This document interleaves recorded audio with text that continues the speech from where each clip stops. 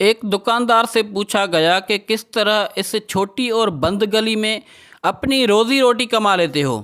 دکاندار نے جواب دیا، میں جس سوراخ میں بھی چھپ جاؤں موت کا فرشتہ مجھے ڈھونڈ نکالے گا۔ تو یہ کس طرح ممکن ہے کہ رزق والا فرشتہ مجھے نہ ڈھونڈ سکے؟ ایک نیک اخلاق و کردار کا حامل لیکن غریب لڑکا کسی کے گھر اس کی بیٹی کا رشتہ لینے گیا۔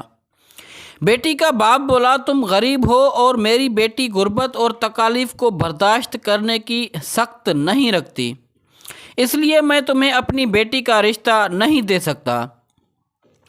پھر ایک بد اخلاق و بد کردار لڑکا اسی لڑکی کا رشتہ لینے گیا تو اس کا باپ رشتہ دینے کے لیے راضی ہو گیا اور اس کے بد اخلاق ہونے کے بارے میں یہ کہا کہ اللہ اس کو ہدایت دے گا انشاءاللہ۔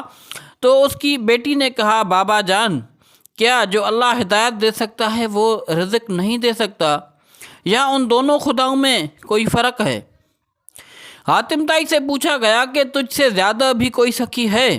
کہا، ہاں ہے، وہ مرد جس کی 2 بھیڑیں تھیں، ایک کو ایک رات میرے لیے ذبح کیا تو میں نے اس کے جگر کے لذیذ ہونے کی تعریف کی، دوسرے دن صبح اس نے میرے لیے دوسری بھیڑ کو بھی ذبح کر دیا اور میرے لیے کباب بنائے۔